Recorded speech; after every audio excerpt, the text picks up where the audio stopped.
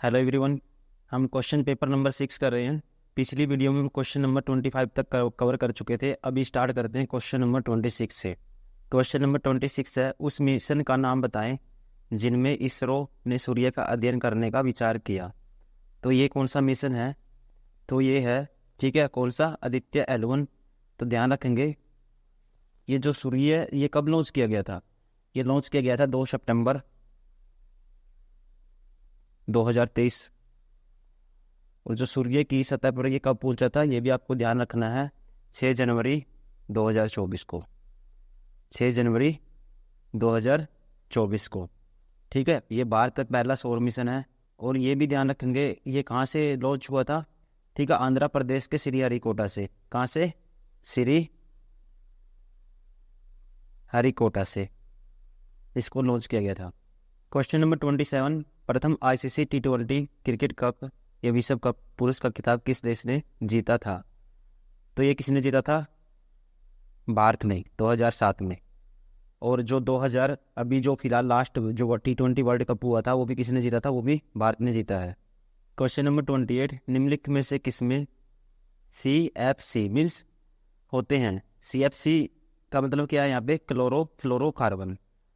तो ये किस में होते हैं आप ध्यान रखेंगे, जो रेफ्रिजरेटर है, ठीक है, रेफ्रिजरेटर, इसमें क्या होते हैं? क्लोरोफ्लोरोकार्बन, ठीक है। और इसको हिंदी में क्या बोलते हैं? परिस्तकों, ठीक है। जो परिस्तक होता है इसमें क्या होता है? किसे क्या बोलते हैं? रेफ्रिजरेटर, ठीक है। और इसमें कौन सी क्या यूज होता है? इसमें क्लोरोफ्लोरोकार्बन, जिसमें क्लोरीन होती है। क्वेश्चन नंबर 29, भारत का दूसरा उच्च संवैधानिक पद कौन सा है? तो पहला तो राष्ट्रपति है, दूसरा कौन सा है? उपराष्ट्रपति। और ये क्या होता है? ये राज्यसभा का पदेन सभापति भी होता है, ये भी ध्यान रखेंगे। क्वेश्चन नंबर 30, ए से, ठीक है, BCD, ये ठीक है, EF आएगा, सब में F है, GB अगला भी सब में है, डिफरेंट कौन सा? लास्ट वाला चेक करेंगे, FGHIJK आना चाहिए लास्ट में, ऑप्शन 4। एक त्रिभुज के दो कोण 1:2 के अनुपात में है, ठीक है, और इन कोणों का योग तीसरे कोण के बराबर है। तो कहते हैं, मान लो त्रिभुज के 3 कोण हैं ABC, एक मान लो X है, ठीक है, एक क्या है? ये X मान लेते हैं, एक 2X है, और तीसरा कोण क्या है? इन दोनों के योग के बराबर है, ये मान लेते हैं 3X है। तो सबसे छोटे कोण का माप बताओ। अब आपको पता है त्रिभुज के तीनों एंगल का सम X + 2X + 3X 6X, इसका सम क्या होता है? 180 डिग्री। तो X की वैल्यू क्या आएगी? 6 × 18 30 डिग्री। तो सबसे छोटा कोण कौन सा होगा? X ही होगा, ठीक है। तो उसकी वैल्यू क्या है? 30 degree, option 1। Question number 32, Bharat में कौन सी नदी में रिवर डॉल्फिन पाई जाती है? तो ये पाई जाती है घाघरा नदी में, ठीक है। कैलकुलेशन हुई थी 180 के करीब क्या पाई गई थी इसमें? River dolphin, option 1।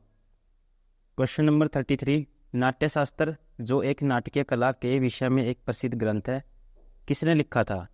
ये लिखा गया था किसके द्वारा? भरत मुनि के द्वारा। क्वेश्चन नंबर 34, पानी का एक ड्रम 3/4 भरा है, जब इसमें से 9 लीटर पानी निकाल लिया जाता है तो यह 1/2 भरा रह जाता है। तो ड्रम की जो कैपेसिटी है ये बतानी है मुझे। देखो, ऐसे क्वेश्चन को करने का सबसे बेस्ट तरीका है इन दोनों का एलसीएम फ्रैक्शन, ठीक है, कैंसिल आउट करने के लिए इन दोनों का एलसीएम मैं मान लेता हूँ। उसकी कैपेसिटी 4 और 2 का एलसीएम, ठीक है, क्या आएगा? ये 4 2 की मल्टीप्लाई 8 है, 8 मान लेता हूँ मैं। कैपेसिटी क्या मान लेता हूँ? 8, ठीक है। पानी के एकदम 3/4 भरा है, जो फिल कितना है? ये 3/4, इसका 3/4 निकालोगे आप, क्या आएगा? 6 भरा हुआ है वो। 9 लीटर पानी निकाल दिया है, 6 यूनिट में से कितना निकाल दिया? 9 लीटर निकाल दिया, ठीक है। अब जो भी इसका बचेगा, कैपेसिटी कुछ बच गई होगी इसकी, ठीक है। 9 निकालने से 1/2 भरा रहता है, इसका 1/2 निकाल लेंगे, ठीक है, 1/2, तो कितना? 4 यूनिट भरा है वो उस टाइम, ठीक है। 9 लीटर निकालने के बाद, तो 9 लीटर निकालने के बाद यहाँ पे कितना निकाला गया? 2 यूनिट। 2 यूनिट मतलब 2 यूनिट की वैल्यू क्या है? 9 लीटर है। तो 1 यूनिट की वैल्यू क्या आएगी? 9 लीटर डिवाइड बाई 2, ठीक है। कैपेसिटी पूछा है इसने, क्षमता कितनी है उसकी? 8 यूनिट थी। तो 8 यूनिट की वैल्यू क्या आएगी? 2 से डिवाइड करेंगे, 4 आएगा, पाँचों का 36 लीटर, 36 लीटर। कौन सा ऑप्शन होगा? सेकंड। क्वेश्चन नंबर 35, 2020-21 के लिए भारतीय उद्योग परिसंघ, ठीक है, परिसंघ CII के अध्यक्ष कौन है? ये उसका नाम बताइए। इससे इंपॉर्टेंट आपके लिए करंट, ठीक है। सबसे पहले तो आपके इसकी फुल फॉर्म पता होना चाहिए आपको। इसका फुल फॉर्म क्या है? कॉन्फेडरेशन, ठीक है, Indian industry, confederation of Indian industry. और इसकी स्थापना हुई थी 1895 में, ठीक है। और जो इसके वर्तमान में जो इसके अध्यक्ष हैं वो क्या हैं? कौन है? संजीव पुरी।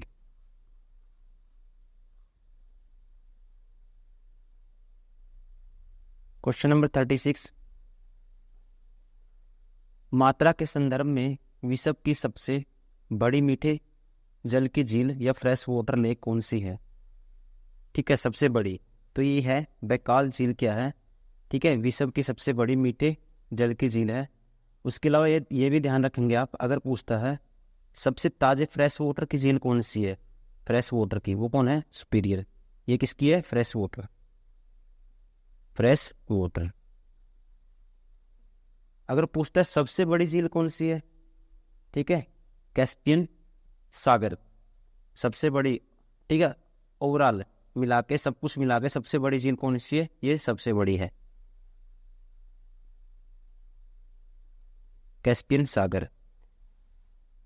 अगर पूछता है भारत की सबसे बड़ी मीठे पानी की झील कौन सी है, ये है वुलर झील, वुलर झील, ठीक है।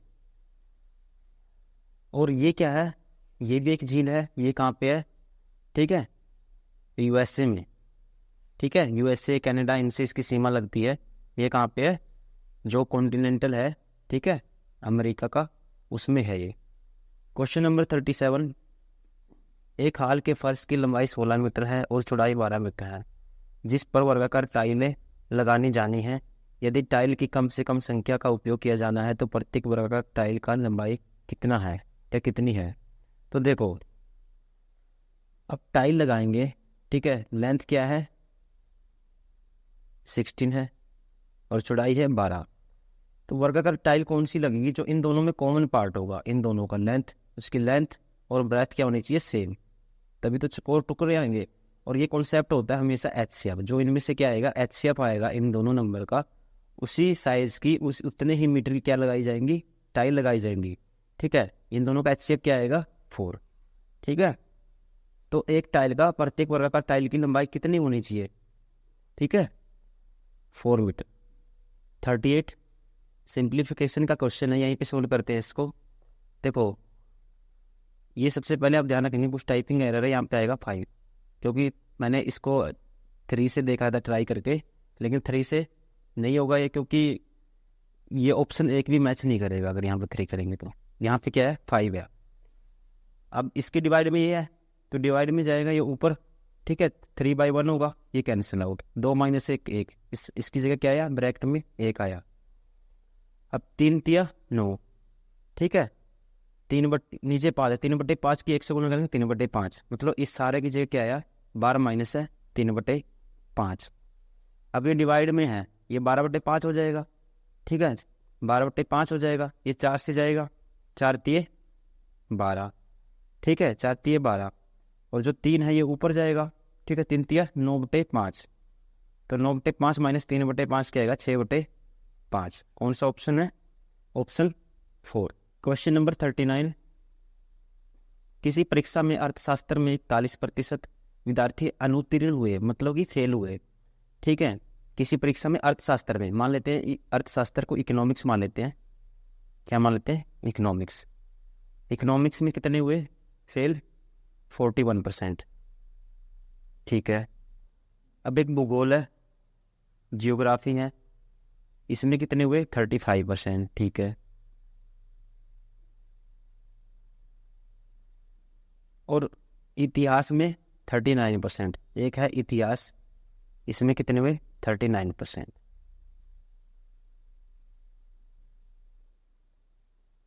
और इन तीनों में विषयों में प्रतिशत विद्यार्थी अनुत्तीर्ण हुए, तीनों में कितने हुए? 5%। ठीक है, 5% क्या हुए? तीनों में।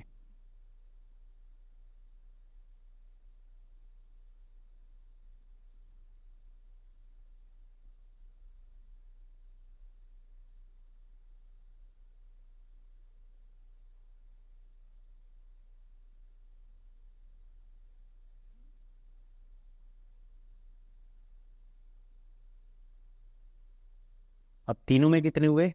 तो जो तीनों में कॉमन एरिया कौन सा है, जो तीनों सर्कल में आएगा, वो कौन सा होगा? ये वाला 5%।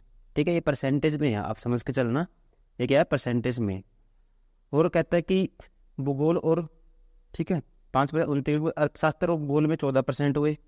अर्थशास्त्र और भूगोल, इकोनॉमिक्स एंड ज्योग्राफी में 14%। अगर ये 5 है तो ये कितना रहा हुआ है? 9, क्योंकि टोटल क्या है? 14 है।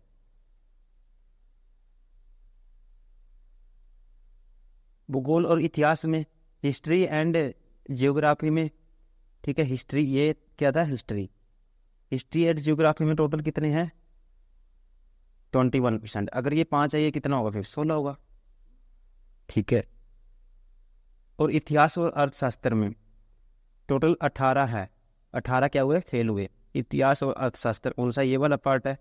ठीक है, ये 5 है, टोटल 18 है, तो ये कितना होगा? 13 होगा। कहते हैं कि उन विद्यार्थियों का प्रतिशत ज्ञात करें। ये सारी वैल्यू क्या है? परसेंटेज में है। उन विद्यार्थियों का प्रतिशत ज्ञात करें जो केवल अर्थशास्त्र में अनुत्तीर्ण हुए। अर्थशास्त्र में अनुत्तीर्ण, देखो, केवल अर्थशास्त्र वाले बताने मुझे, वो कौन सा एरिया आएगा? अर्थशास्त्र वाला, केवल अर्थशास्त्र वाला। देखो, ये सारा क्या है? ये सारा इकोनॉमिक्स में आता है, और ओनली अर्थशास्त्र, ओनली इकोनॉमिक्स वाला एरिया कौन सा होगा? ये वाला, ये वाला होगा। अगर टोटल कितना है? टोटल सारा मिला के कितना है? 41% है सारा मिला के। ये सारा ओवरऑल कितना है? ये सारा है टोटल ओवरऑल कितना था? ये 41%। और ये वाला सारा निकालना है मुझे, ये वाला जो गुलाबी पार्ट है। ठीक है, क्या करूँगा मैं? ये सारा माइनस कर दूंगा, ये वाला, ये सारा, ये माइनस कर देंगे जो कॉमन है, ये वाला माइनस कर देंगे तो ये आ जाएगा। तो ये कितना? 13 और 5 18 और 9 27। 41 में से, ठीक है, अगर मैं ये वाला माइनस कर देता हूँ तो कौन सा वाला बचेगा? जो गुलाबी वाला पोर्शन है वो बच जाएगा। ठीक है, तो ये क्या आएगा? 41 माइनस 27। ये सारी वैल्यू क्या है? परसेंटेज में। तो क्या आएगा? 14%। Option second. क्वेश्चन नंबर 40, गुणा के अर्थ का मतलब है प्लस। देखो यहाँ पे है प्लस, ठीक है, और भाग का अर्थ है घटा, यहाँ पे है घटा। प्लस का अर्थ है गुणा, यहाँ पे है गुणा, और घटा का अर्थ है भाग, यहाँ पे है भाग। तो कर दो सोल्व इसको। यहाँ पे क्या है? घटा का अर्थ भाग है, यहाँ पे भाग है। देखो 28 को 4 से भाग, 28 को भाग करेंगे 4 से 7 आएगा, 7 दूनी 14, और ये माइनस है, ये तो आया -14। कितना? इस सारे की जगह पे बार माइनस था, -14। अब ये क्या है? 40 + 20 60, 60 - 14 कितना आएगा? बराबर है 46। 46 कौन सा है? ये वाला ऑप्शन। ठीक है, ऑप्शन। क्वेश्चन नंबर 41, 1 घंटे के 5 मिनट 1 घंटे के 20 सेकंड के दिनों के बीच का अंतर ज्ञात करें। देखो, कहते हैं 1 घंटे के 5 मिनट, मतलब 5/60 होगा। ठीक है, दिन निकालना है मुझे, घंटे का से रिलेट करना है, तो 5/60 और 20 सेकंड 1 घंटे का, 1 घंटे का 20 सेकंड, सेकंड में कन्वर्ट करेंगे इसको तो कितना होगा? 3600। इनका अंतर मुझे बताना है, तो कैंसिल आउट करेंगे, 1/12 माइनस 0 से 0, 2 से करेंगे 18, 1/180। तो एलसीएम क्या आएगा? 180। तो ये क्या आएगा? देखो एलसीएम 180 आ गया दोनों का, तो ये आएगा 15 - 1, 14/180, 7/90। जीरो का देखो ऑप्शन कैसे दिए हुए हैं, ठीक है, ये जीरो का दशमलव लगा देता हूँ यहाँ पे, तो ये आएगा 0.7/9। Option first. Question number 42, WWW का आविष्कार किसने किया था? बहुत फेमस क्वेश्चन है, मोस्टली एग्जाम में पूछा जाता है। तो ये किया था टिम्स बर्नर्ली ने। ठीक है, ऑप्शन 4। और इसकी फुल फॉर्म क्या है ये भी पता होना चाहिए, world wide web. Question number 43, एक स्कूल में लड़कों और लड़कियों की संख्या का अनुपात 5:6 है, ठीक है। बॉयज एंड गर्ल्स का अनुपात क्या है 5:6। कहता है कि 20% लड़के और 25% लड़कियां छात्रवृत्ति धारक हैं, तो कितने छात्रों को छात्रवृत्ति नहीं मिली? तो वो छात्रवृत्ति धारक बॉयज कितने 20%, तो ना वाले पूछे उसने, तो ना वाले कितने होंगे, इसका 80%, ठीक है। अगर लड़कियां कितनी 25% है जो छात्रवृत्ति धारक हैं, तो ना वाली कितनी है जिनको नहीं मिली छात्रवृत्ति, वो है 75%। निकाल दो, तो ये क्या है 8 में 40 400% प्लस 75 को 6 से मल्टीप्लाई करना है, 75 का पहले डबल कर दो, 150, 150 का 3 गुना करेंगे 450%, ठीक है। तो ये कितना है टोटल 850, क्या है 850% है, ठीक है। 850% कितने का, कितने छात्रों की छात्रवृत्ति नहीं मिली, ठीक है। तो ये कितना पार्ट है, टोटल छात्र कितने थे 11, ठीक है। ये 11 का, ठीक है, कितने परसेंट है 850, तो कौन सा ऑप्शन होगा, थर्ड। क्वेश्चन नंबर 44, यदि डीओ को 60, तो डीओ को 60 है, एसओ को 285, तो आरईडी को लिए क्या उपयुक्त है, क्या इसको कैसे लिखेंगे? देखो यहीं से देखते ही पता लग जाएगा। 4 इसकी वैल्यू होती है 4, इसका नंबर है 15, 15 चौके 60, मतलब कि मल्टीप्लाई हुई है। तो सबसे पहले मल्टीप्लाई करके देखेंगे और वो देखेंगे ऑप्शन में है या नहीं। 18 गुना 5, इसका 5 होता है और इसका 4 होता है, गुना 4, 18 5 90, 90 को 4 से करेंगे 360, ऑप्शन फर्स्ट। क्वेश्चन नंबर 45, किन्हीं दो क्रमागत सम संख्याओं के गुणनफल हमेशा डैश से विभाज्य होता है। देखो कोई भी दो सम संख्या उठाएंगे, जैसे एक 2 है, ठीक है, मान लो 2 उठा लिया मैंने, उसके बाद 4 आता है, 6 आता है, ठीक है। तो किससे डिवाइड होगा हमेशा? देखो 2 का पेयर लिया 8, अगली भी लेके देख लो 8 आ गया। अब नेक्स्ट 2 का पेयर लिया, कितना आया 24, अभी नेक्स्ट 2 का पेयर लिया, क्या है 48। ये हमेशा किसका मल्टीपल है? तो देखते ही पता लगेगा, 8 सब में से कॉमन आएगा, 8 का मल्टीपल है, 8 से सारे डिवाइड होंगे, तो ऐसे ही 8 का मल्टीपल तो हर नंबर में आएगा ही आएगा। तो कह सकते हैं हमेशा विभाज्य किससे होंगे, 8 से। क्वेश्चन नंबर 46, यदि द्विघात समीकरण 2x² प्लस px माइनस 15 बराबर है 0, तो द्विघात समीकरण p इंटू में kx² plus x equal to 0 का मूल क्या है -5, तो p और k के मान क्या है? देखो कहता है कि 2x² प्लस px माइनस 15 बराबर है 0, और एक इक्वेशन दी हुई है p इंटू में kx² plus x equal to 0, और जिनका मूल दिया होगा, मूल रूट 1, ठीक है, जो इसकी वैल्यू आएगी वो क्या है -5, इसका मूल इसको सेटिस्फाई करेगा, ठीक है। तो पी के की वैल्यू मुझे बतानी है, तो -5 पुट करूंगा इसमें मैं, इसका मूल है तो -5 इसको सेटिस्फाई करेगा, तो -5 पुट कर दो। -5 का स्क्वायर 25 दूना, डबल करेंगे 50, -5, ठीक है, पी और माइनस के 15 इज इक्वल टू 0 है, तो 50 माइनस 15 35, ठीक है, और -5 उस साइड जाएगा, तो 5p या 5p बराबर है 35, तो p की वैल्यू क्या आएगी 7। अब p की वैल्यू 7 है, ठीक है, अब इसमें पुट कर दो, p की वैल्यू 7 है और k x की वैल्यू -5 का स्क्वायर 25, ठीक है, x value -5 is equal to 0 है, तो ये क्या आया, तो 25 के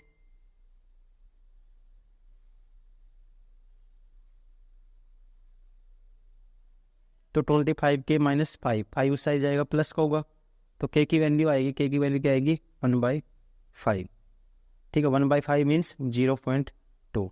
तो यही इसने पूछा था, ठीक है, p और k का मान पूछा था, तो p की वैल्यू क्या है 7, ये नहीं है, ठीक है, ये माइनस में है, ठीक है, पॉजिटिव वाले हैं, दोनों पॉजिटिव हैं, ऑप्शन k की value 0.2, option first is correct.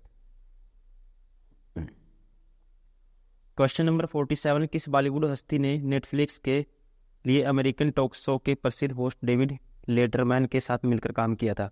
ये किसने किया था? शाहरुख खान ने, ध्यान रखेंगे। क्वेश्चन नंबर 48, देवेशी का अतिथियों से परिचय करवाते हुए आशीष ने कहा, ठीक है, आशीष क्या कहता है, देखो रिलेट कैसे करते हैं। आशीष ने कहा, इसके पिता मेरे दादाजी, देखो मान लेते हैं आशीष है ये, ठीक है, आशीष का दादा कौन होगा? इसका फादर है, ये इसका फादर है, ये आशीष का दादा है, ठीक है। इसके पिता मेरे दादाजी के इकलौते बेटे, इसका फादर आ गया, के इकलौते बेटे हैं, ठीक है, इकलौते बेटे, तो यही आ गया, ठीक है। तो परिचय क्या करा? देवेशी के थे परिचय करते, आज उसने कहा इसके पिता, मतलब कि इसके पिता, इसके बारे में बोला था, मतलब पिता कौन है? ये खुद ही है उसका, किसका? देवेशी का।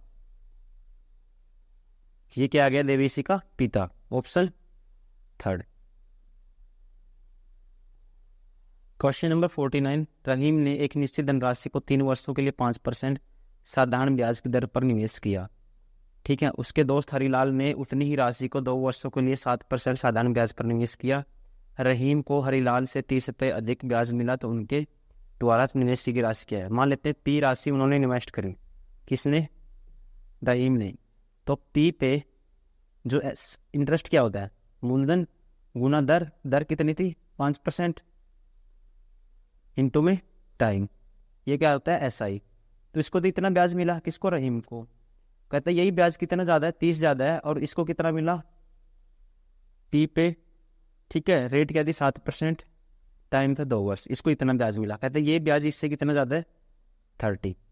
तो P का 15% माइनस P का 14%, तो P का आएगा 1%। P का 1% की वैल्यू क्या थी? 30 थी, तो 1% मीन्स 1/100 इज इक्वल टू 30। तो P की वैल्यू क्या आएगी यहाँ से? 3000। तो कितने राशि निवेश की गई थी? धनराशि थी 3000।